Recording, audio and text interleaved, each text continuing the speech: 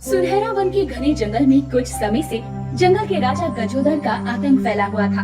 हर जानवर अपने जंगल के राजा शेर यानी गजोदर से परेशान था, लेकिन वो उस ताकतवर जानवर का कुछ बिगाड़ भी नहीं सकते थे। एक रोज जंगल में हरी हरी घास चर रहे बकरे अकेला के पास हरियाली हिरनी आती है। अरे अकेला, क्या बात है? अकेले अकेले घास चल रहे हो? तुम्हें पता है ना, जंगल के राजा गजोदर का आतंक कितना बढ़ गया है कि अकेले जंगल में घूमना उचित नहीं है। मुझे पता है हरियाली, लेकिन मुझे भूख बहुत तेज लगी थी। कल शाम होते होते मैं अपने घर लौट गया था और सुबह मुझे भूख लगी है। ठीक है, लेकिन किसी को साथ लेकर आया कर। अकेले रहना सही नहीं है। तुम तो निडर हो ना। तुम ये बात खुद सबको कहते हो, लेकिन गलती से भी गजोदर तक ये बात पहुंच गई ना, तो अगला शिकार तुम भी हो सकते हो। मेरी भी पैनी सींगे है, तुम्हें नजर नहीं आ रही क्या? देखो जरा इन्हें। अगर मैंने गलती से भी जंगल के राजा कहलाने वाले गजोदर के पेट में ये सींग मार दिया ना, तो वो दो आधा हो जाएगा। ये तो तुमने सही कहा। खैर ठीक है, मैं चलती हूँ। मुझे अपने बच्चों के लिए हरी हरी घास लेकर जाना है, वरना वो भी घर से निकल जाएंगे और मुसीबत में फंस जाएंगे। जहाँ जंगल के सभी जानवर शेर गजोदर के आतंक से परेशान थे, वहीं दूसरी तरफ गजोदर का सबसे खास चमचा टुक टुक लोमड़ी अपने मालिक को जंगल की पल पल की खबर दिया करता था। आज तू मेरे लिए कुछ अच्छा खाने को लेकर आएगा। कल उस बदबूदार बंदर को खाकर तो मेरा पूरा दिन ही खराब हो गया। जी मालिक, जैसी आपकी आज्ञा। मैं अभी जंगल जाकर किसी जानवर के बच्चे को पकड़ कर लेकर आता हूँ और उसका ताजा मांस खाकर आपका दिल खुश हो जाएगा। कभी कभी तू अक्ल की बात भी करता है। चल ठीक है, मुझे अभी सोने दे और शाम होने से पहले मुझे भोजन चाहिए, लेकिन भोजन में स्वाद होना चाहिए। कल की तरह किसी बदबूदार जानवर को उठाकर मत लाना तू। जी मालिक, मैं अभी जंगल में शिकार के लिए निकलता हूँ। टुक टुक लोमड़ी तो वहाँ से निकल जाता है अपने शिकार के लिए, लेकिन वो काफी देर जंगल में इधर उधर भटकता है। जंगल के सभी जानवर टुक टुक को देखकर भाग जाया करते थे, क्योंकि कुछ दिनों से टुक टुक ही गजोदर के लिए जानवरों का शिकार कर रहा था। ऐसे में टुक टुक हार कर एक पेड़ के नीचे बैठ जाता है और खुद से कहता है, अब तो मैं गजोदर की गुलामी करते करते थक चुका हूँ। इस गजोदर के बच्चे को तो किसी दिन मैं बड़े से गड्ढे में धकेल दूंगा। मैं खुद के लिए शिकार नहीं कर पा रहा, लेकिन उस गजोदर को बराबर और समय पर शिकार चाहिए, वो भी मेरा किया हुआ शिकार। तभी टुक टुक की बातें पेड़ पर बैठी कुकू कोयल सुन लेती है। अरे टुक टुक, तुम्हारे साथ तो बहुत बुरा हो रहा है। मैं भी बहुत दिनों से देख रही हूँ। तुम शिकार तो करते हो, लेकिन अपने मालिक के लिए। देखो जरा, तुम कितने दुबले पतले हो गए हो। अपने लिए भी कुछ किया करो, वरना सारी जिंदगी तो तुम्हारी गुलामी में निकल जाएगी। चुप कर और थोड़ा सा अपने चेहरे पर मेहनत कर, वरना कोई भी तुझे भाव नहीं देगा। तुझे पता नहीं है क्या? जल्द ही मैं जंगल के सबसे खूबसूरत कबूतर से शादी करने जा रही हूँ। वो कहाँ सफेद और कहाँ में काली। प्यार अंधा होता है और तुझे तो प्यार मिल भी नहीं सकता। और तू प्यार की परिभाषा क्या जाने? गुलामी करने वाला लोमड़ कहीं का। इतना कहकर कुकू कोयल वहाँ से उड़ जाती है और टुक टुक का मुंह बन जाता है। लेकिन तभी टुक टुक के सामने अकेला बकरा अकेले ही घास चरता हुआ नजर आता है और उसके मन में एक बार फिर शिकार का ख्याल आता है। और टुक टुक अब उसकी तरफ जैसे ही बढ़ता है, उस पर अपना पंजा मारने ही वाला होता है। तभी अकेला अपने पैनी सींगों से टुक टुक को उठाकर जमीन पर पटक देता है। अरे मेरी तो कमर ही टूट गई। अरे भला इतनी जोर से कौन मारता है? मैं तो बस तेरे हाल चाल लेने आ रहा था। अब की बार मैं अगर तुझे पटक न दी ना, तो तू दुनिया से ही उठ जाएगा, लालची कहीं का। टुक टुक अब बकरी की मार खाने के बाद कुछ देर तक वहीं पड़ा रहता है, लेकिन जैसे तैसे वो वहाँ से उठकर अब गजोदर की गुफा में जा पहुँचता है, क्योंकि वो शिकार करने लायक तो क्या, चलने के लायक तक नहीं बचा था। क्या बात है टुक टुक, इतनी जल्दी आ गया तू? और मेरा शिकार कहाँ है? उम्मीद करता हूँ आज का शिकार देखकर मैं तुझे उसमें से हड्डियाँ जरूर दे पाऊँ। वो क्या है ना मालिक, आप मेरी हालत देख ही पा रहे होंगे। मुझे अकेला ने अपने सींग मार दिए हैं, मैं चल भी नहीं पा रहा, तो भला शिकार कैसे करता? तेरे कहने का क्या मतलब है? तूने मेरे भोजन का इंतजाम नहीं किया? मैं तुझे छोड़ूंगा नहीं। इतना कहकर गजोधर टुक टुक को एक जोरदार लात मारता है और टुक टुक दूर जाकर गिरता है। हाय रे, मेरी कमर फिर से टूट गई। मालिक, ये अच्छा नहीं किया आपने। मैं जा रहा हूँ, आज के बाद कभी लौट कर नहीं आऊंगा। मुझे तेरे जैसे कमजोर की जरूरत भी नहीं है। मैं जंगल का राजा हूँ, राजा। मैं खुद शिकार कर सकता हूँ, और अगर शिकार ना भी कर पाऊँ तो शिकार खुद मेरे पास चल कर आता है। समझा तू?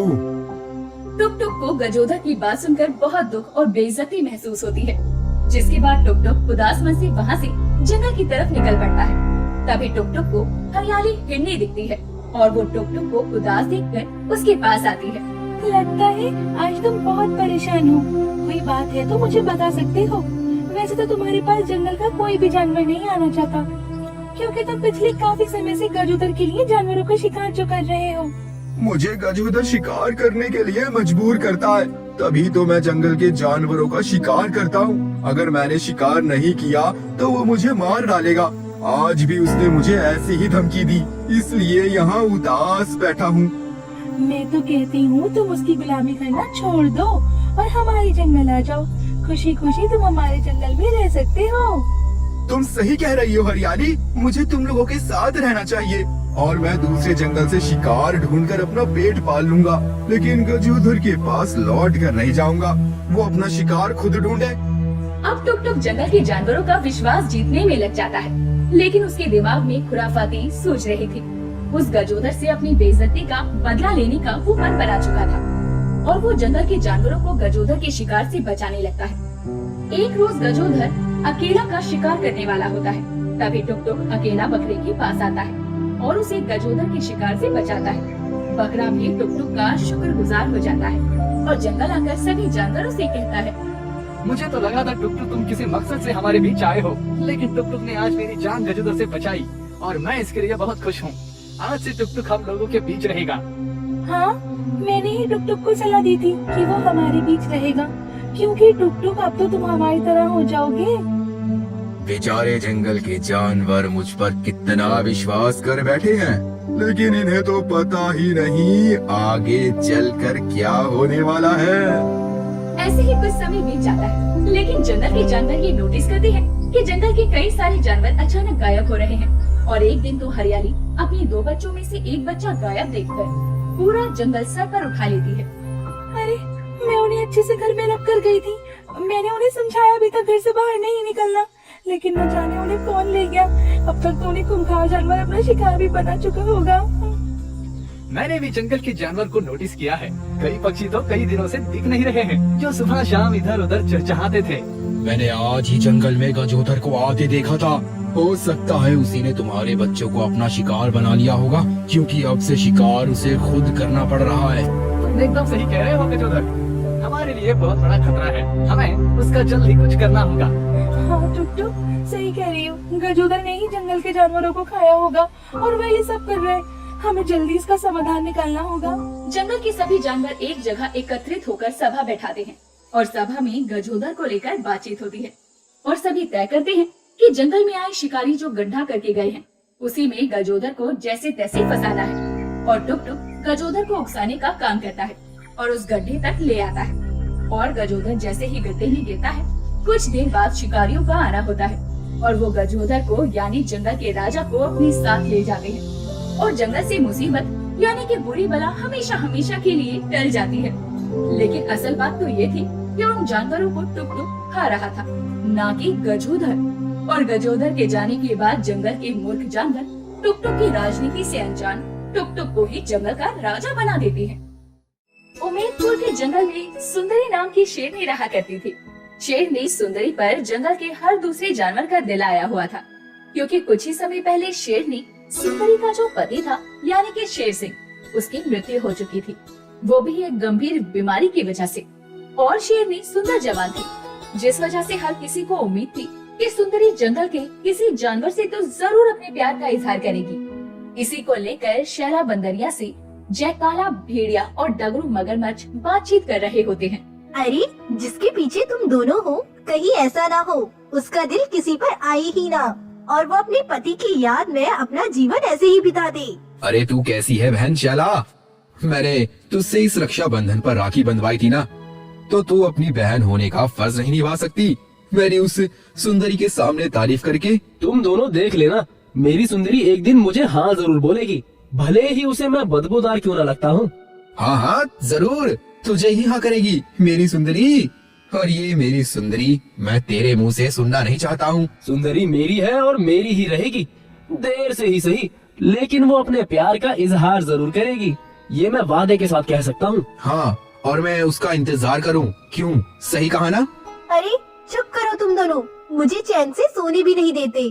जब देखो सुंदर सुंदरी सुंदरी, तुम दोनों के पास और कोई काम नहीं है, और तुम दोनों का ये ताजमहल पाने का सपना सपना ही रहने वाला है। मैं तो चली फल खाने, बेवकूफ कहीं के, सोने भी नहीं देते। इतना कहने के बाद ही शैला एक पेड़ से दूसरे पेड़ पर कूदती हुई वहाँ से चली जाती है। इधर सुंदरी जंगल के भ्रमण को निकलती है और वो पेड़ पर आलसी अजगर फाफा को देखती है, जो बेखबर होकर सो रहा होता है। इस जंगल में कितनी शांति है और ये फाफा कितने आराम से यहाँ सो रहा है, इसे किसी का डर नहीं। अरे आप शिकार के लिए निकले हैं क्या? मुझे एक बार कह दिया होता तो मैं शिकार करके भोजन का ढेर लगा चुका होता। अरे नहीं नहीं जयकाला, मैं तो बस यूं ही जंगल की ताजी ताजी हवाओं का आनंद लेने निकली थी, लेकिन अब तुम मेरे रास्ते से हटो भी। मैं तो बस आपकी रक्षा कर रहा हूँ और कुछ नहीं।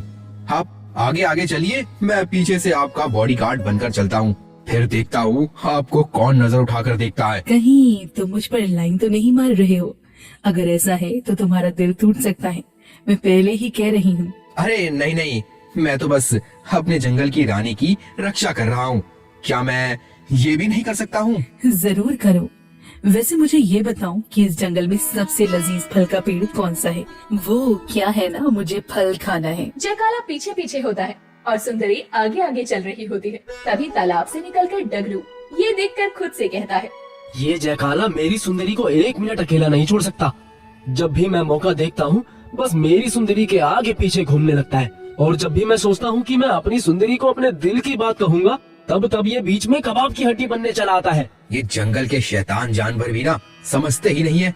देखो कैसे केले का छिलका खाकर फेंक रहे हैं। अब इसे हटाओ भी और चलो मेरे पीछे और मुझे लजीज फल का पेड़ दिखाओ। जयकाला तो सुंदरी के प्यार में दीवाना था ही, साथ ही साथ डगरू भी सुंदरी को अपने दिल की बात कहना चाहता था। अब जैसे ही सुंदरी कुछ और दूर आगे को जाती है, तालाब में गीला डगरू सुंदरी का रास्ता रोकते हुए कहता है, आज बड़े दिन बाद आपको देख रहा हूँ, मेरे लिए कोई हुक्म रानी साहिबा? ओह, तुम कितने प्यार से मुझे रानी साहिबा बुला रहे हो, मुझे अच्छा लग रहा है। आप इस बदबूदार मगरमच्छ की बातों में मत आइए रानी साहिबा, ये मुंह लगाने के लायक नहीं है। अब देख क्या रहा है, हटता है रास्ते से या दो दो हाथ करके ही मानेगा। अरे लड़ने की जरूरत नहीं है डगरू, तुम हमारा रास्ता छोड़ सकते हो क्या? तूने सुना नहीं रानी साहिबा ने क्या कहा? तुम हमारा रास्ता छोड़ सकते हो बदबूदार जानवर। इतना कहकर सुंदरी और जयकाला वहाँ से आगे निकल जाते हैं और डगरू बेचारा अब मुंह सड़ा कर खड़ा रह जाता है और उदास हो जाता है। ये देखकर शैला बंदरिया पेड़ पर बैठी बैठी हंसने लगती है। डगरू, मैं तो कहती हूँ तुम्हारे लिए वो नुकीले दंत वाली मंदोदरी ही ठीक है। तुम भी कहा लंबा हाथ मारने के चक्कर में अपनी जवानी बर्बाद कर रहे हो। मैं तो तुम्ही और जयकाला दोनों को यही सलाह दूंगी, तुम दोनों शादी कर लो। चुप कर शैला, सुंदरी मेरी ही होकर रहेगी और मैं सुंदरी का। अब मैंने भी ठान लिया है कि हम दोनों एक दूसरे के बिना अधूरे हैं, लेकिन बस एक बार अपने दिल की बात सुंदरी से तो कहूँ। हाँ हाँ कर लो कोशिश और करवा लो अपनी बेइज्जती। मैं तो चली और ताजे फल खाने। हाँ हाँ जा भूखी बंदरिया, सुंदरी को तो मैं पाकर ही रहूंगा, फिर चाहे जो हो जाए। इधर जयकाला घंटों सुंदरी के साथ घूमता है और उसकी उम्मीदें सुंदरी शेरनी को लेकर और बढ़ जाती है। लेकिन अभी तक ना तो जयकाला ने और ना ही डगरू ने अपनी दिल की बात सुंदरी को कही थी। लेकिन समय के साथ और भी जंगल के जानवर सुंदरी को पसंद करने लगते हैं और आए दिन सुंदरी के प्यार को लेकर चर्चा और झगड़े जंगल में होने लगते हैं। लेकिन एक रोज पूरी हिम्मत के साथ अपने मुंह में एक बड़ी सी मछली दबाई डगरू सुंदरी को अपने दिल की बात कहने और अपने प्यार का इजहार करने पहुंचता है। अरे डगरू तुम, अच्छी कितनी बदबू आ रही है तुम में से। वैसे तुम यहाँ क्यों आए हो? ये ताजी मछलियाँ मैं आपको देने आया हूँ, ये आपके लिए है। हाँ ठीक है, इसे यहाँ रखो और जाओ तुम, मैं इसे खा लूंगी। हाँ, मैं बस जा ही रहा हूँ, लेकिन वो क्या है ना, मुझे आपसे कुछ बात करनी थी। क्या आप मुझसे 2 मिनट बात कर सकती है रानी साहिबा? हाँ हाँ कहो, क्या बात है ऐसी? कुछ हुआ क्या? अब ठीक तो है ना? वो मैं ये कहने आया था कि मैं आपसे प्यार करता हूँ। क्या आप मुझसे शादी करोगी?